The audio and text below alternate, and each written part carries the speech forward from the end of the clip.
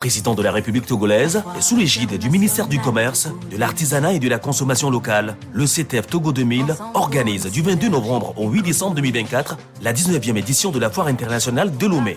Thème retenu pour cette édition, normes et qualité des produits et services, outils de compétitivité et d'accès au marché connecté. Avec le Mali comme pays invité d'honneur, partez à la découverte de plus de 1000 exposants et près de 600 000 visiteurs durant 17 jours de moments exceptionnels sur ce grand rendez-vous annuel de promotion des affaires. Pour toute information complémentaire, consultez le site www.ctf.tg ou nous contacter au +228 91 20 70 70 ou le 99 20 70 70. La Foire internationale de Lomé, la foire de toutes les opportunités. Dans quelques instants, le journal sur Radio Auréole. De quoi ouvrez l'info.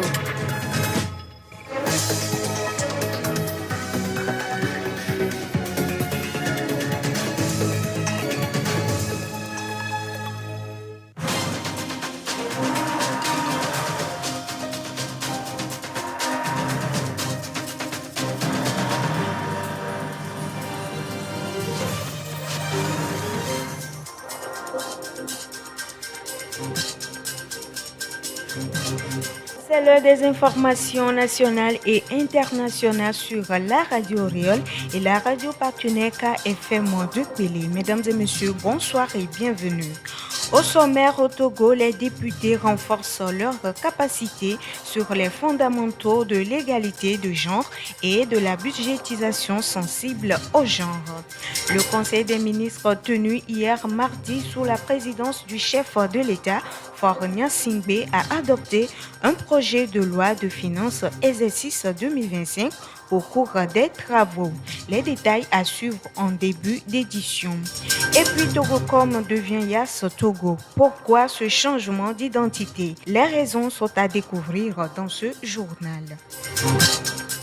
Mesdames et messieurs, c'est tout pour les titres. Place au développement.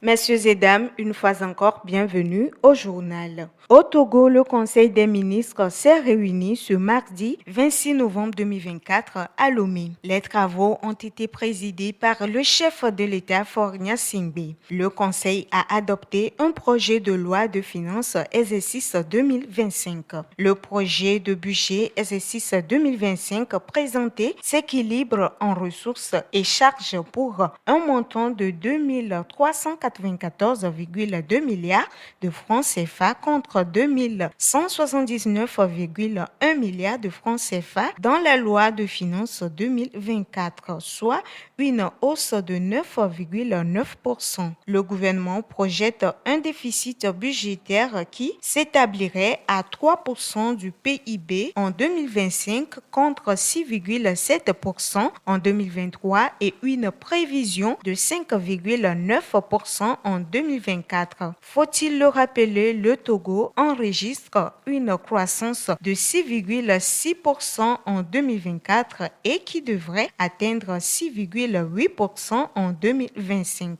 Radio Auréole. Le Conseil a adopté deux communications. La première est relative à la gestion des équipements matériels et instruments médicaux présentée par le ministre de la Santé et de l'Hygiène publique. La deuxième porte sur le lancement de la campagne d'identification biométrique présentée par la ministre de l'Économie numérique et de la transformation digitale. Radio Auréole. Comme annoncé tantôt dans les titres, une législation efficace repose sur une compréhension approfondie des réalités sociales et sur une capacité à intégrer les besoins de tous sans distinction de genre dans la planification budgétaire. C'est ce qui explique la tenue au siège de la représentation nationale ce mardi 26 novembre 2024 d'une formation des députés sur la maîtrise des fondamentaux de l'égalité de genre et la budgétisation sensible au genre. La cérémonie d'ouverture a été présidée par Sévon Tepe Kodjo Adedje, président de l'Assemblée nationale, que je vous invite à suivre. La formation de ce jour s'inscrit dans notre engagement constant à renforcer les capacités de nos honorables députés et à promouvoir une gouvernance inclusive à travers le projet des législatures inclusives pour des politiques sensibles au genre, porté par le Centre parlementaire du Canada et le Centre des affaires parlementaires en Afrique avec le soutien financier du gouvernement du Canada. Ce projet constitue un levier important pour la mise en œuvre de la politique nationale pour l'équité et l'égalité de genre. Il s'aligne, bien entendu, parfaitement sur les priorités définies dans la feuille de route du gouvernement et contribue de manière significative à l'atteinte des objectifs de développement durable. Ces initiatives sont menées sous le leadership de son Excellence M. Faure Sazmina Gnassingbé, président de la République dont l'engagement indéfectible pour l'égalité de genre et le renforcement de la participation des femmes aux instants de décision stratégiques est reconnu notamment à travers sa distinction en tant que champion He for She par ONU Femmes en octobre 2021. Grâce à l'impulsion déterminante de son Excellence, Monsieur le Président de la République, le Togo a entrepris ces dernières années des réformes audacieuses et structurelles. Ces réformes visent à établir une véritable égalité entre les hommes et les femmes. Les 2 jours de formation de compétences vont permettre aux parlementaires d'avoir des notions claires sur les fondamentaux de l'égalité de genre, d'être dotés d'outils efficaces leur permettant de faire une analyse intersectionnelle du genre, entre autres. Écoutons l'honorable Ntefe Baoma. En ce début de législature, c'est une bonne initiative de Son Excellence, Monsieur le Président de l'Assemblée nationale, d'initier cette formation en faveur du genre pour permettre aux nouveaux élus que nous sommes de nous outiller dans les concepts clés du genre qui nous permettront de mieux défendre les textes de loi pour promouvoir la politique de la femme dans notre pays. Cette formation nous permettra encore de renforcer nos capacités pour que nous puissions continuer d'accompagner le chef de l'État dans sa politique de promotion de la femme dans notre pays. Rappelons que ce projet qui a débuté cette année prendra fin en 2026 et soutient les législatures du Togo, du Ghana et du Kenya à être plus inclusives, plus sensibles au genre et plus transparentes. Tout autre sujet dans cette édition, la communauté économique des États de l'Afrique de l'Ouest, CEDEAO, en mai 2025 aura à célébrer 50 ans d'existence. En prélude à ce grand événement, l'Université de Lomé a organisé un colloque ce mardi sur le processus d'intégration de l'espace CEDEAO dans sa vision allant à 2050. Le ton inaugural a été donné par le professeur Kokou Hetili, premier vice-président de la Faculté des sciences de l'homme et de la société. Il y a établi une relation entre l'intégration régionale, la paix et le développement. La colonisation a conduit à la désintégration géographique, politique, économique et socio-culturelle de l'Afrique. Et donc il était question, après les indépendances, que nous puissions aller vers l'intégration, d'abord pour sublimer la territorialité imposée par les colons, mais mettre en place également des mécanismes pour notre développement économique et social.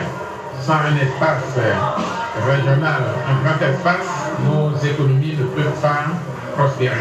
Et donc il faut créer ce cadre régional pour que l'économie puisse prospérer. L'économie ne peut pas prospérer dans un climat d'insécurité, dans un climat crisogène. C'est pour cela que la CEDEAO fait des efforts pour mettre en place des mécanismes juridico-politiques pour, bien évidemment, prévenir les conflits et les régler lorsque ces conflits naissent. Bien évidemment, nous savons que la CEDEAO a fait beaucoup d'efforts, mais des défis persistent. En ce qui concerne d'abord tous les programmes qui sont mis en place pour le développement économique et social ne sont pas connus de la population. Donc un travail de fond doit être fait pour que les peuples puissent avoir une idée concrète de la CEDEAO, puisque la CEDEAO n'est pas véritablement connue par la population. La population ne connaît pas la CEDEAO parce que la CEDEAO est trop élitiste et elle n'arrive pas à mettre au cœur de sa préoccupation la population.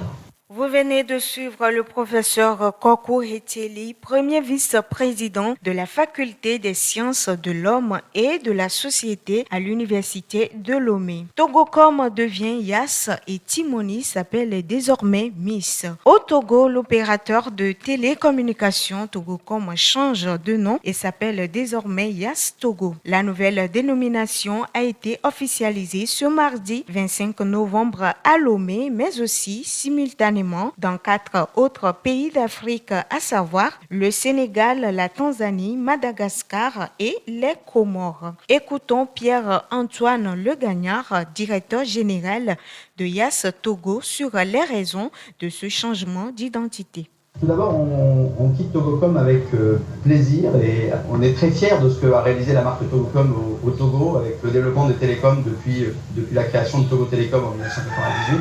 Vraiment, on est très très fiers de tout ce qu'on a réalisé, mais aujourd'hui, on souhaitait évoluer vers une marque qui soit plus énergique, plus jeune, plus adaptée aux attentes des jeunes de l'Afrique d'aujourd'hui pour être mieux connectés, pour pouvoir offrir des offres vis-à-vis de nos clients qui correspondent plus aux attentes de la jeunesse d'aujourd'hui. Après, ce qui est prévu dans les années futures, c'est de développer des nouveaux services, toujours plus connectés, toujours à l'attente de ce qu'attend notre clientèle, qu'elle soit entreprise, qu'elle soit cliente, on va dire, tous les gens classiques qui ont l'habitude de se servir de nos services, que ce soit d'un point de vue numérique, au niveau des services financiers, nous essayons d'aller vers des nouveaux contenus, des nouvelles offres, des choses qui correspondront à ce que attend le marché pour l'avenir. Le réseau reste identique, c'est juste le nom de la marque commerciale et des offres qui vont changer petit à petit, mais les cartes SIM, elles ne vont pas changer. Votre compte Timonet ne va pas changer, votre compte est le même, avec le même solde, il n'y a aucune difficulté à prévoir.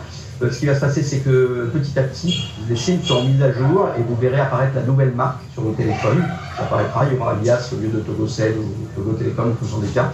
Voilà, mais par contre, il n'y a aucun changement à faire sur la carte SIM. Des nouvelles cartes SIM vont apparaître avec la nouvelle marque, mais c'est pour les futurs clients pour avoir quelque chose qui correspond à notre marque commerciale. Ce changement d'identité marque un nouveau départ consolidant la promesse d'avenir où la connectivité devient un levier de développement et d'épanouissement personnel. L'entreprise promet de travailler en synergie avec les autres réseaux d'Action Télécom pour offrir des solutions innovantes adaptées aux besoins locaux. Radio Auréole, c'est la santé, l'éducation et la musique.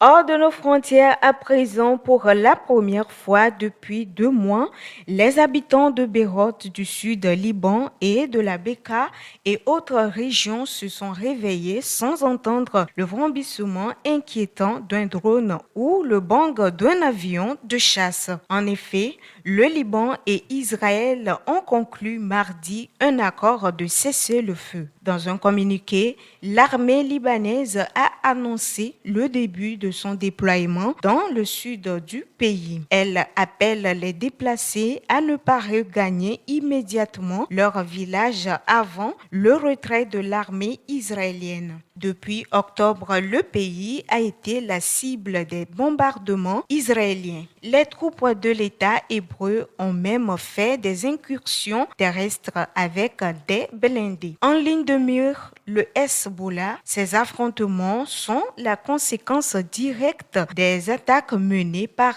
Israël sur la bande de Gaza en riposte aux attaques du Hamas le 7 octobre 2023.